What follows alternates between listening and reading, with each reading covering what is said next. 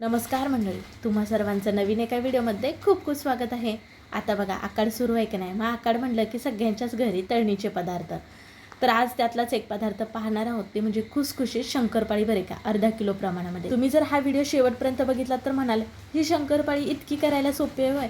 तुम्ही नक्की आवर्जून ही करून पाहा. इथंच सांगितलं साहित्याचं प्रमाण योग्य घ्यायचं आहे आणि सगळ्या टिप्स फॉलो करायच्या आहेत आणि अगदी मस्त खुसखुशीत झाले, रंग देखील छान आलाय. चला मग वेळ न करता आजच्या व्हिडिओला सुरुवात करूया. व्हिडिओ शेवटपर्यंत बघा. सुरुवातीला बघा इथं मैदा घेतलेला आहे. तर मैदा ना आपण घेणार आहोत अर्धा किलो, म्हणजेच की 500 ग्रॅम इतका. तर मैदा इथं चाळून घेतलेला नाही, पुढे आपण चाळून घेणारच आहोत. 500 ग्रॅम इथं आपला मैदा बरोबर झालेला आहे. आता आपण एक मोठं वाटं घेऊयात, म्हणजेच की परात घेऊयात. ह्याच्यामध्ये आपण पीठ मळणार आहोत ना, म्हणून मोठी परातच घ्यायची आहे. घेतलेला मैदा का नाही तुम्हाला ह्या कपाने ना मोजून दाखवणार आहे. तुमच्याकडे जर कप नसेल मेजर कपमधला, तर तुम्ही अशी एखादी वाटी वापरलात ना तरीसुद्धा चालेल. जरी तुम्ही वजनी प्रमाण घेत असाल तरीसुद्धा वाटीने किंवा कपाने सर्व साहित्य मोजून घ्यायचं आहे. म्हणजे कसं प्रमाण इकडे तिकडे अजिबातच होणार नाही. आपण पिठाला जरासुद्धा तेलाचं तुपाचं मोहन न करता एकदम सोप्या पद्धतीत ही शंकरपाळी करणार आहोत. तुम्ही जर हा व्हिडिओ पाहिला तर तुम्ही म्हणाल अरे वा, इतकी सोपी आहे होय, आणि तुम्ही तर केल्याशिवाय राहणार नाही, एवढी मात्र तुम्हाला मी गॅरंटी देऊन सांगते. आता बघा जसं मोजून कपने मैदा घेते ना, तसं चाळून घेते. एकूण 4 कप इतका मैदा भरलेला आहे आणि जर असं इथं बाउलमध्ये मैदा उरला आहे बघा, म्हणजे एकूण 4 कप इतका मैदा हा समजून जावा. वजनी प्रमाण हे अर्धा किलो तुम्हाला सांगितलंच आहे. आता मैदा इथं आपण चाळून घेतलेला आहे स्वच्छ. कधी कधी जाळी आळी असते का नाही त्याच्यामध्ये. आता आपण गॅस कढईवर, तर गॅसवरती बघा कढई ठेवले. कढईमध्ये ना 1.5 कप इतकी साखर घेतलेली आहे आणि वजनी प्रमाण सांगायला गेलं तर 130 ग्रॅम इतकी साखर घेतली. आता सेम जितकी तुम्ही साखर घ्याल तितकं तुम्हाला पाणी घ्यायचं आहे. 1.5 कप इतकी साखर घेतली का नाही, मग 1.5 कप इतकं पाणी घेतलेलं आहे. तुम्हाला इथे पाक वगैरे करायची गरज नाही. फक्त ह्या पाण्यामध्ये आपल्याला साखर ही विरघळून घ्यायचं आहे. गॅस मात्र इथं मध्यम तो बारीकच ठेवायचा आहे. सतत हलवत राहायचं, म्हणजे साखर नाही ह्या पाण्यामध्ये लगेच विरघळली जाते. आता बघा पाण्यामध्ये साखर आपली विरघळलेली आहे. पाण्याला उकळी आली, मग ह्याच्यामध्ये घालायचं आहे तूप. तूपसुद्धा आपल्याला 1.5 कप इतकं घ्यायचं आहे. तूप पातळ म्हणजेच की वितळलेलं घ्यायचं आहे. जर घट्ट घेतला तर तुपाचं प्रमाण जास्त होईल, मग तुमची ही शंकरपाळी तेलामध्ये विरघळली जाईल. त्यामुळे तुपाचं प्रमाण हे मात्र तुम्हाला बरोबर घ्यायचं आहे. म्हणजे अर्धा किलो मैद्यासाठी हे प्रमाण अगदी बरोबर आहे. 1.5 कप साखर, 1.5 कप पाणी आणि 1.5 कप वितळलेलं तूप. आता बघा लगेच गॅस बंद करायचा आहे, कारण हे जे पाणी आहे ते अगोदरच गरम आहे. आपण ह्याच्यामध्ये साखर विरघळल्यामुळे मग तूप घातलं की आपल्याला ह्या तूप ना पाण्यामध्ये मिसळून घ्यायचं आहे आणि गॅस बंद करून टाकायचा आहे. आता कढई आहे ना ती फॅन खाली नेऊन ठेवून हे पूर्णपणे पाणी आपल्याला जे तयार केलेलं आहे ना ते थंड करून घ्यायचं आहे. तोपर्यंत मैद्यामध्ये बघा थोडंसं मीठ घातलेलं आहे आणि अर्धा चमच इतकी वेलची पूड. कुठल्याही गोडाच्या पदार्थामध्ये मीठ घातलं का नाही त्याची चव आणखीन वाढते बरं का, म्हणून थोडंसं चिमूटभर इतकं मीठ घालायचं. कढईमधलं आपलं मिश्रण केलेलं होतं बघा, ते चमच्याने असं सतत हलवत राहायचं, म्हणजे ते लवकर थंड होतं. बघा आता मी ही कढई हाताने उचललेली आहे आणि याच्यामध्ये बोट घातलं, जरासुद्धा आपल्या हाताला चटका लागत नाही. मग ह्याच्यामध्ये आता आपण हे थोडं थोडं हे मिश्रण घालून ना पीठ मळून घेणार आहोत. ह्याच्यामध्ये दूध किंवा वरून पाणी घालण्याची जरूरत पडत नाही. आपण जे तयार केलेलं मिश्रण आहे, साखर, पाणी आणि तूप, हेच थोडं थोडं घालून पीठ मळून घ्यायचं आहे. पीठ जसं चपातीचं दाबून दाबून घट्ट मळतो तसं मळायचं नाही, अलगद हातानेच आपल्याला मळून घ्यायचं आहे. आता जिथं मी पाण्याचा वापर केला तर बरेच जण दुधाचा सुद्धा वापर करतात.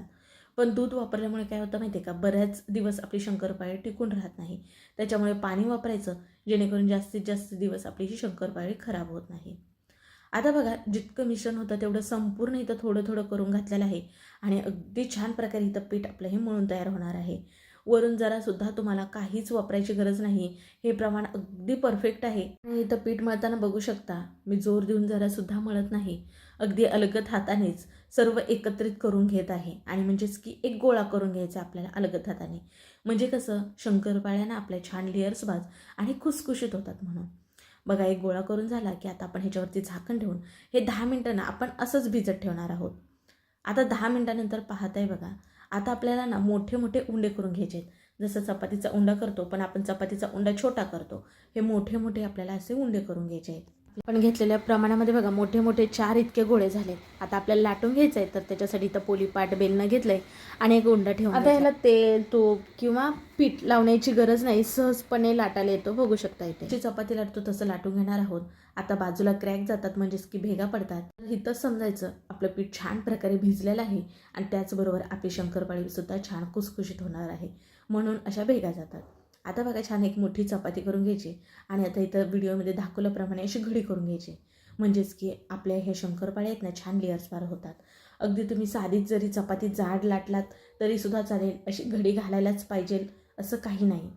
आता बघा छान जर अशी जाड चपाती लाटून घ्यायची आहे, जास्तीची पातळ लाटायची नाही, तरच आपली ही शंकरपाळी छान खुशखुशीत आणि पदरापदराची होते बरं का. तुम्ही जर जास्त पातळ लाटलात ना तर शंकरपाळी ना कडक होते, पाहिजे तशी खुसखुशीत होत नाही. त्याच्यामुळे जाड अशी चपाती लाटून घ्यायची. बघा आता इथे व्हिडिओमध्ये दाखवल्याप्रमाणे. आता त्या बाजूच्या ज्या कडा आहेत ना त्या आपण काढून टाकूयात. म्हणजे आपण अगोदरचे जे उंडे करून ठेवलेत ना त्याच्यामध्येच आपल्याला हे जे बाजूचे काठ आहेत ना ते मिसळून घ्यायचे आहेत. आता तुम्हाला हवेत त्या आकारामध्ये शंकरपाळी कापून घ्यायची आहे. बघा इथं मी चौकोनी आकारामध्ये अशा प्रकारे आपली ही शंकरपाळी कापून घेते. साधारण एक अर्धा इंचावर इतक्या ही शंकरपाळी ना आपण कापून घेत आहोत. सुरीने कापून घ्यायची म्हणजे छान ह्याचे पदर सुटतात. बघा इथंच तुम्हाला लेयर्स दिसत असतील, अगदी छान अशा पद्धतीचीच पदरापदराची आपली शंकरपाळी होते. आता तुम्ही एक असा घाणा करून तळून घेऊ शकता किंवा अगदी सगळ्या शंकरपाळ्या करून तुम्ही ताटामध्ये काढून मग तुम्ही थोड्या थोड्या तळलात तरीसुद्धा चालेल. पण ह्या आता एक घाणा झाला की नाही, आता ह्या मी तळून घेणार आहे. गॅसवरती बघा तेल गरम करायला ठेवलं होतं. तेल आपलं हलकंच गरम असावं, जास्ती कडकडीत तेल आपल्याला गरम ठेवायचं नाही. आता आपली शंकरपाळी तेलामध्ये विरघळते का हे पाहण्यासाठी एकच शंकरपाळी तेलामध्ये टाकून आपल्याला तळून काढायची आहे. बघा आपली शंकरपाळी तेलामध्ये विरघळत किंवा फसत नाही. मग आपले बाकीच्या ज्या उरलेल्या शंकरपाळ्या आहेत त्या तेलामध्ये सोडून ना आपण तळून घेणार आहोत.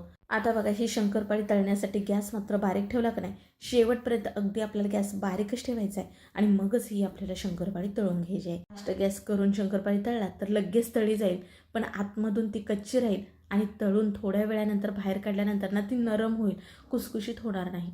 त्याच्यामुळे गॅस मात्र बारीक करूनच तुम्हाला तळायची आहे. मध्येच सतत हलवत राहायचं आहे म्हणजे सगळ्या शंकरपाळ्यांना छान एकसारखा रंग येतो. आता बघा पहिला घाणा जो शंकरपाळीचा आपला तळला होता ना तो काढून घेऊयात. ह्याच्यापेक्षा डार्क कलर येऊ द्यायचा नाही, कारण शंकरपाळी आपण तळून ज्यावेळेस तेलाच्या बाहेर काढतो ना त्यावेळेससुद्धा ह्याची तळण्याची प्रोसेस चालू असते. जास्त डार्क चॉकलेटी रंगाच्या शंकरपाळी आपल्या व्हायला नको, म्हणून अगोदरच जरा काढून घ्यायच्या. आता बघा आणखीन इथं मी जास्तीच्या शंकरपाळ्या करून तळून घेत आहे. वाव, बघू शकता किती पदर बघा. तुम्हाला इथं बघूनच समजत असेल, मी काही वेगळी सांगायची गरज नाही. मधीत आपल्याला हलक्या हाताने असं हलवत राहायचं आहे म्हणजे सगळीकडं छान सोनेरी रंग येऊपर्यंत आपली शंकरपाळी भाजते. बघू शकता इथं छान बदामी रंग आलेला आहे, अगदी तुम्हाला इथं बघूनच समजत असेल. ह्याच्यापेक्षा जास्त आता शंकरपाळीला रंग येऊ द्यायचा नाही, नाहीतर ना शंकरपाळीची चवसुद्धा थोडीफार बदलली जाते बरं का. मस्त सगळीकडं एकसारखा रंग आलेला आहे आणि सर्व शंकरपाळी जी आहे ती मस्त पदराची लेयर्स पास अशी आपली झालेली आहे. आता बघा ह्या चाळणीवरती जशी शंकरपाळी तळू ना तशी काढून घेणार आहोत, म्हणजे जरी एक्स्ट्राचं तेल असेल ना ते निघून जाईल. पण ही शंकरपाळी जरासुद्धा तेलकट किंवा तुपट झालेली नाही. बघा खाली जरासुद्धा तेल जास्तीचं राहिलेलं नाही. तळण्याच्या अगोदर आपली शंकरपाळी निम्मी होती आणि आता दुप्पट फुलून झालेली आहे आणि खुसखुशीत बघा.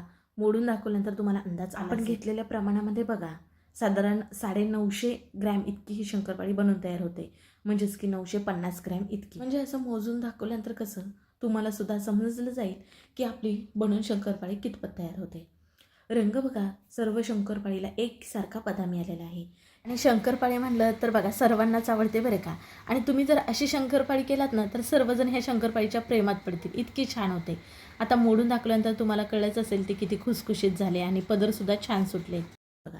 तुम्हाला बघून समजतच असेल, मी काही वेगळी सांगायची गरज नाही. जर एकदा ह्या प्रमाणामध्ये आणि ह्या पद्धतीत ही शंकरपाळी जर केलात ना तर नेहमी तुम्ही ही पद्धत वापरूनच शंकरपाळी करणार आणि जो कोणी खाईल ना तो शंकरपाळीचं आणि तुमचं कौतुक केल्याशिवाय तर पुढे जाणारच नाही आणि तुम्हाला नेमकी कशी केले हे सुद्धा विचारणार. अर्धा किलो प्रमाणामध्ये ही गोड शंकरपाळी कशी वाटली नक्की कमेंटमध्ये सांगा.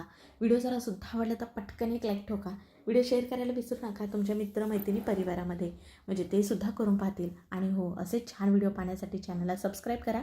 चला पुन्हा भेटू अशा नवीन एका रेसिपीमध्ये. तोपर्यंत बाय.